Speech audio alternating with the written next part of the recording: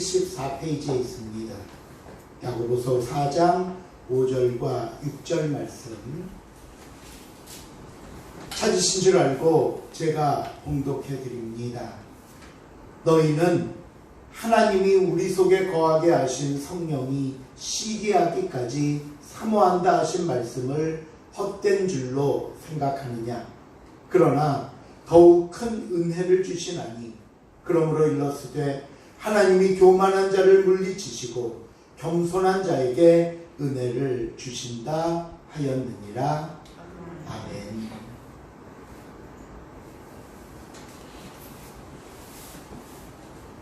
우리가 알고 있는 야고보서는 행함을 강조한다는 것이었습니다. 그렇다고 해서 이 행함이 구원의 조건이 돼서 행함으로 구원받는 것은 아니라 행함은 구원이라는 나무에 열린 열매와 같아서 믿음으로 구원을 받지만 그 믿음을 증명해 보이는 것이 바로 행함이다 라고 말씀드렸습니다. 그러고 나서 계속해서 살펴보는 내용이 무엇이었냐면 그럼 믿음의 열매로 나타나야 할 우리의 삶에는 어떤 것들이 있을까 하는 것입니다. 우리가 증명해 보여야 할 삶은 그 첫 번째로 나온 것이 우리의 말, 언어에 대한 말씀이었고요. 두 번째는 지난주에 살펴봤듯이 위로부터 난 지혜를 받다 살아야 한다 라는 게 두 번째였습니다. 오늘 본문은 세 번째로서 욕심에 관해 말씀을 합니다. 우리가 흔히 만병의 근원은 스트레스라고 이야기하듯이 모든 죄의 근원은 욕심이라고 이야기를 합니다. 오늘 본문이 시작되는 야고보서 4장 1절로 한번 가보겠습니다. 1절 말씀 다 같이 시작.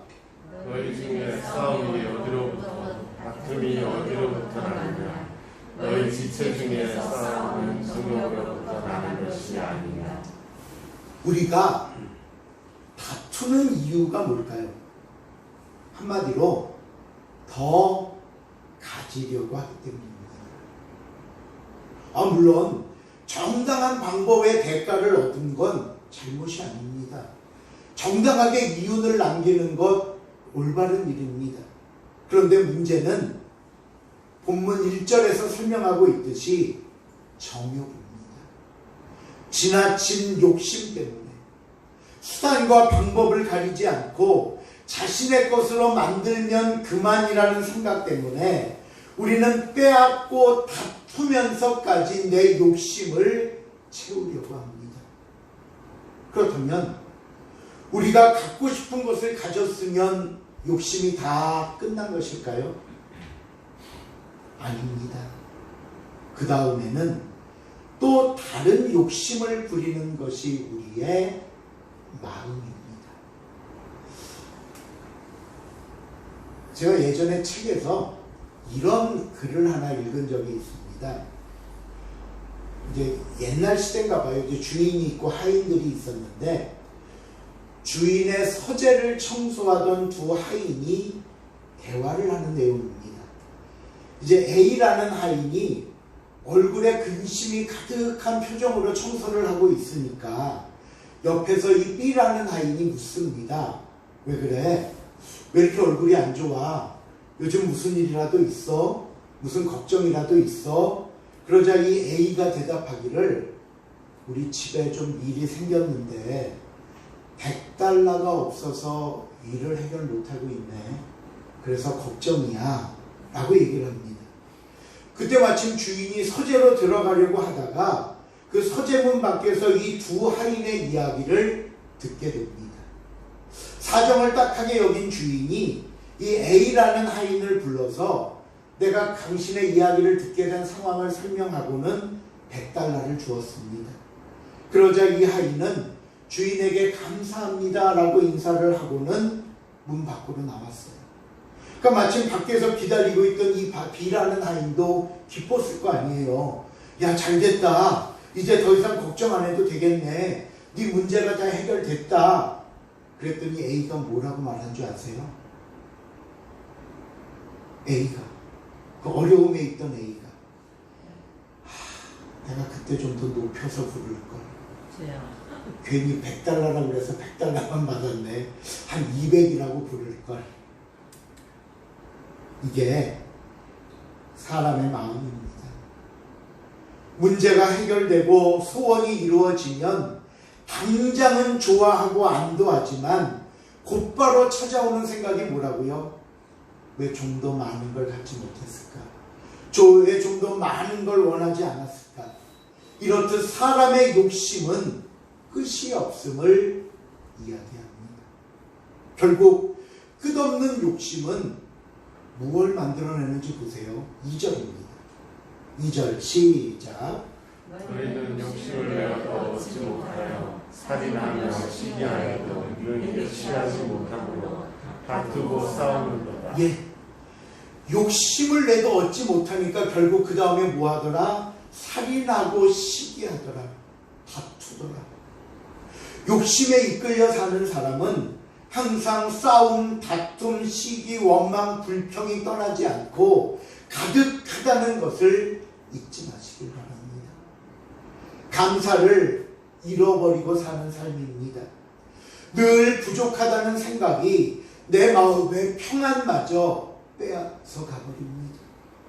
그런데요, 더 놀라운 사실은요, 이런 욕심이 뭐 나나 이웃 간의 문제뿐 아니라 하나님 앞에서도 계속된다는 거예요. 하나님께도. 그 2절 하반절부터 3절에 보시면요, 이어지는 말씀이 이렇습니다. 너희가 얻지 못함은 구하지 아니하기 때문이요.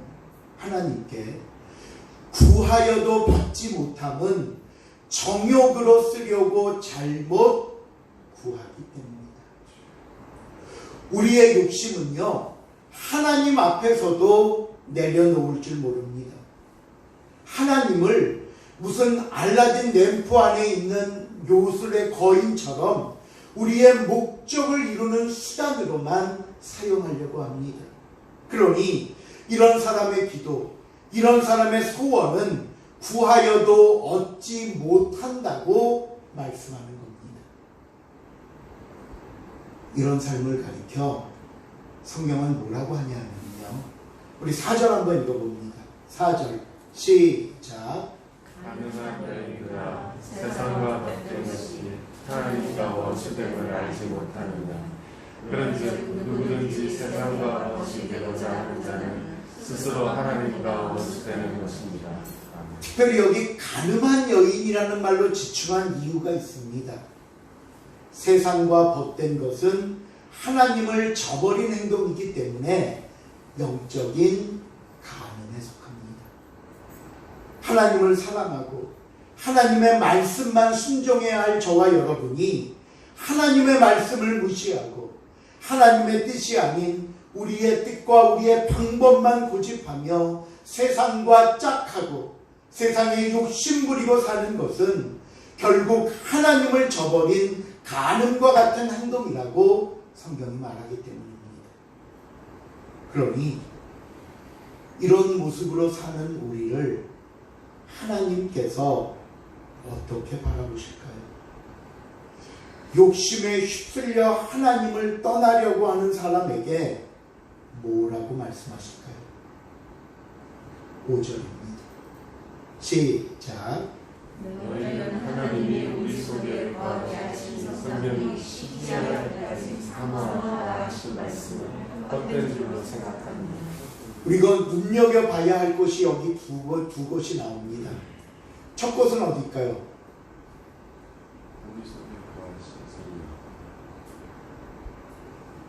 우리 속에 거하게 하신 성령이 조금만 시기하기까지. 시기하, 그러니까 두 곳인데 시기하기까지 조금만. 첫 번째 우리가 눈여겨봐야 할 것은요, 은우가 먼저 안 보냈구나 이걸. 잘했어.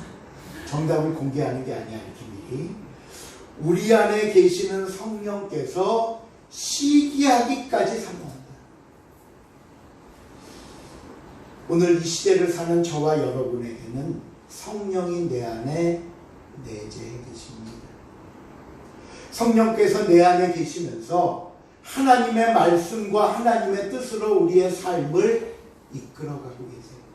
근데 우리가 그 말을 안 들으면 어떻게 해요? 성령께서 근심하시죠. 근데 그 우리 안에 계신 성령이 시기하신답니다. 뭐를? 하나님 아버지께서 저와 여러분을 향한 사랑이 얼마나 크고 위대하고 놀라운지 말로 다 표현할 수 없을 정도인지 내 안에 계신 성령께서 시기할 정도로 하나님이 우리를 사랑하신대요. 저는요, 이 말씀을 곱씹으면 씹을수록 묵상하면 할수록 가슴 벅차옴을 느낍니다. 하나님 아버지께서 나를 이렇게 사랑하시는구나. 내 안에 계신 성령께서 하나님의 사랑을 시기할 정도로 사랑하시는구나. 이게 우리가 먼저 기억해야 할 하나님의 사랑입니다. 그럼 두 번째로 중요한 곳은 어딜까요? 아니, 아까 사모, 시기하기까지 사모한다가 첫 번째. 두 번째로 중요한 곳은 어딜까요?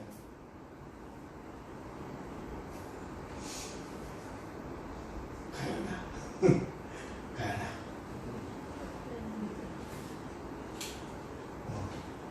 두 번째는 헛된 줄로 생각하는 것. 아빠 찬스다, 가연아. 이 말씀이 주는 의미가 뭐냐면요, 하나님께서 이렇게 너를 사랑하시는데 그깟 욕심 때문에 다툴래? 하나님께서 이렇게 너를 사랑하시는데 아직도 세상의 정욕을 버리지 못하고 고집부릴래?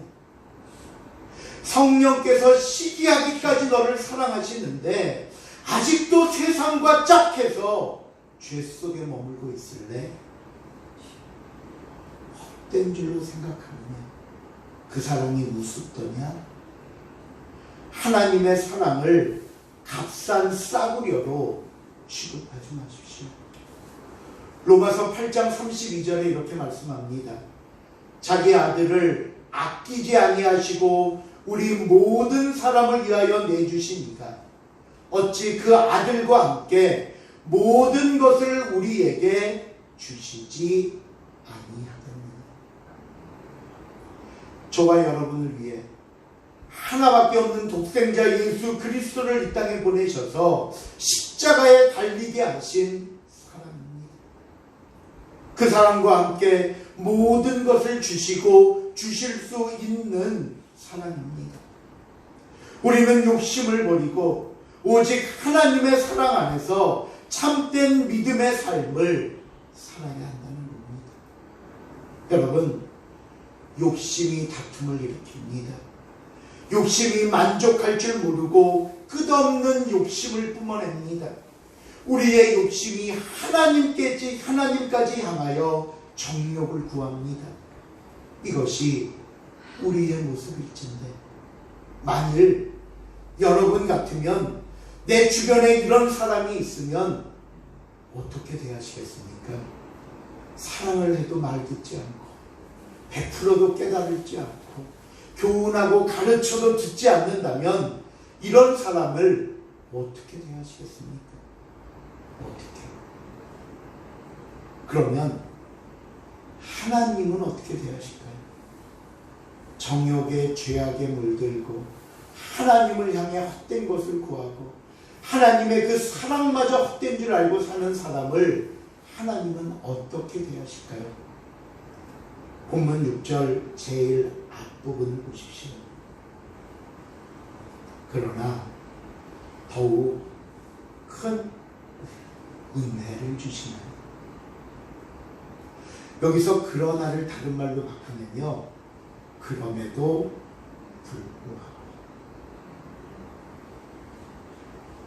너희가 그렇게 욕심을 내는데도 불구하고 너희가 성령이 시기하기까지 하나님이 너를 사랑하신다는 것을 하찮게 생각하는데도 불구하고 하나님은 더욱 큰 은혜를 베푸신답니다.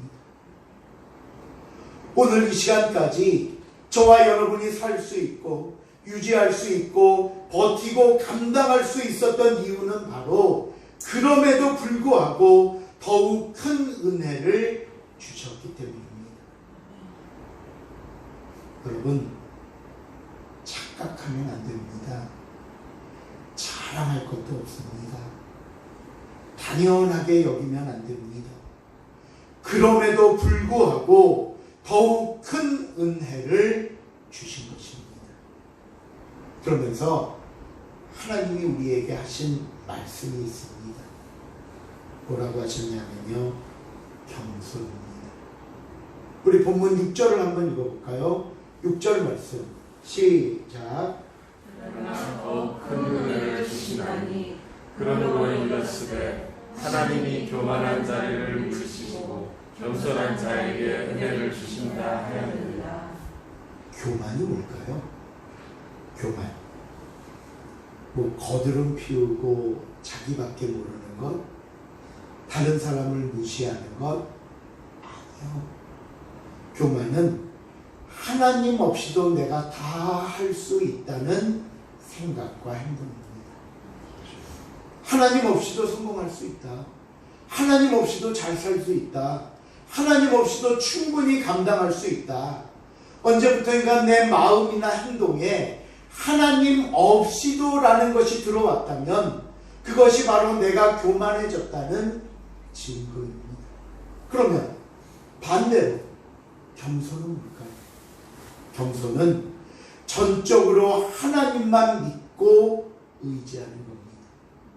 온전히 하나님의 말씀에 순종하는 겁니다. 그래서 겸손을 가리켜 7절에서는 하나님께 복종하라고 했고요.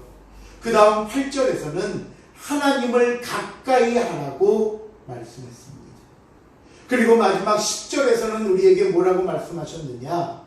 주 앞에서 낮추라. 그리하면 누가 너희를? 주께서 너희를 높이시리라. 스스로 높으려 하지 말고 스스로 할 수 있다 생각하지 말고 이 정도쯤이야 라고 말하지 말고 항상 주 앞에서 낮추라.